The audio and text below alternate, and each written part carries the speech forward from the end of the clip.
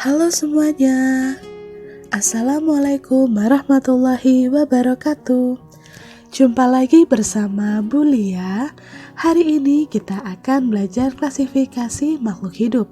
Semoga kalian tetap sehat dan selalu semangat ya. Yuk kita simak video berikut ini dengan baik. Yang pertama akan kita bahas adalah ciri-ciri makhluk hidup. Yang pertama, bernafas. Kegiatan ini menghirup CO2 atau karbon dioksida dan mengeluarkan O2 atau oksigen. Yang kedua ada bergerak. Bergerak ini bisa bergerak secara aktif maupun bergerak secara pasif. Yang ketiga membutuhkan makanan atau nutrisi untuk sebagai sumber energi dan juga untuk pertumbuhan. Selanjutnya ada tumbuh dan berkembang. Bisa bertambah besar, bertambah tinggi, dan lain-lain. Selanjutnya ada berkembang biak atau reproduksi untuk menghasilkan keturunan yang sama dengan induknya. Selanjutnya ada peka terhadap rangsang atau iritabilitas, dan yang terakhir mengeluarkan zat sisa atau ekskresi seperti manusia mengeluarkan feses.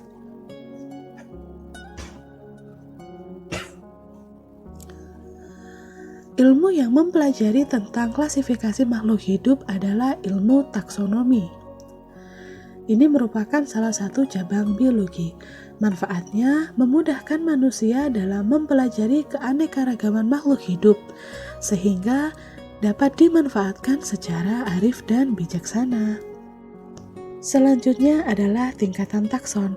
Tingkatan takson tertinggi adalah kingdom, diikuti dengan filum atau divisi. Filum untuk hewan, sedangkan divisi untuk tumbuhan. Selanjutnya ada kelas, ordo, famili, genus, dan yang terakhir adalah spesies.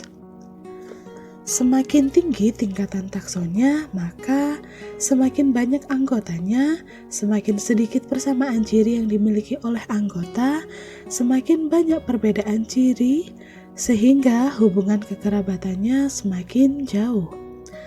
Semakin rendah tingkat taksonnya, maka jumlah anggotanya semakin sedikit. Semakin banyak persamaan ciri yang dimiliki oleh anggota-anggotanya, semakin sedikit perbedaan cirinya, sehingga hubungan kekerabatannya semakin dekat.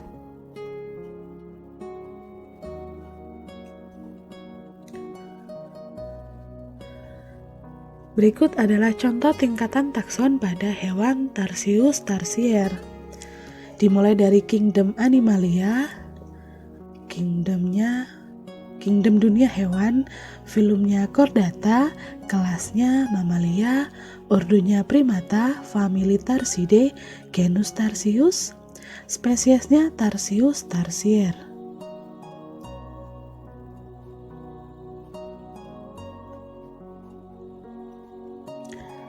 Selanjutnya kita akan belajar mengenai sejarah sistem klasifikasi. Dulu, pertama kali sistem klasifikasi ini ditemukan, hanya ada dua kingdom, yaitu kingdom Plantae dan Animalia, di mana kingdom Plantae memiliki ciri tidak bergerak aktif dan autotrof atau menghasilkan makanan sendiri, sedangkan Animalia memiliki ciri bergerak aktif dan heterotrof atau tidak dapat menghasilkan makanan sendiri. Seiring dengan perkembangan ilmu biologi, ditemukan perbedaan ciri antara fungi dan Plantae, sehingga fungi dibedakan dan sistem klasifikasi menjadi tiga kingdom, yaitu kingdom Plantae, kingdom Animalia, dan kingdom fungi. Pada awalnya fungi termasuk ke dalam kingdom Plantae, namun ternyata fungi memiliki ciri bersifat heterotrof atau tidak dapat menghasilkan makanan sendiri. Ciri yang lain dari fungi adalah uniseluler atau multiseluler, tidak bergerak aktif. Seiring dengan perkembangan ilmu mikrobiologi, ditemukan mikroskop dan sebagainya, ada kingdom baru yaitu kingdom Monera dengan ciri uniseluler atau memiliki satu sel, prokariot atau tidak memiliki membran inti atau nukleus. heterotrof, ada yang bersifat heterotrof, contohnya bakteri, dan ada yang bersifat autotrof, contohnya cyanobacteria. Selanjutnya ditemukan kingdom Protista. Kingdom ini melengkapi sistem klasifikasi menjadi 5 kingdom, yaitu Plantae, Animalia, Fungi, Protista, dan juga Monera. Ciri Protista yang pertama, ada uniseluler dan ada yang multiseluler. Uniseluler terdiri atas satu sel dan multiseluler terdiri dari banyak sel. Eukariot atau memiliki membran inti, dan ada yang bersifat autotrof, contohnya alga, dan heterotrof, contohnya protozoa. Selanjutnya adalah sistem penamaan makhluk hidup atau yang biasa dikenal dengan binomial nomenklatur. Binomial nomenklatur adalah pemberian nama ilmiah makhluk hidup dengan menggunakan sistem tata nama ganda. Aturannya adalah sebagai berikut. Yang pertama, penamaan dalam bahasa Latin atau dilatinkan.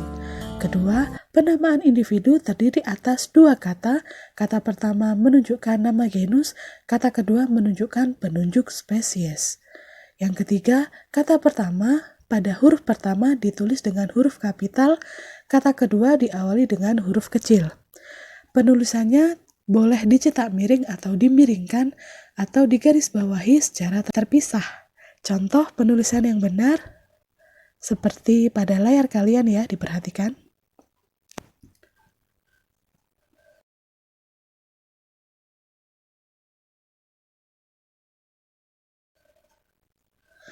Nah, untuk pertemuan kali ini kita akan latihan soal sebanyak 15 soal terdiri dari 9 soal multiple choice atau pilihan ganda dan 6 soal benar salah.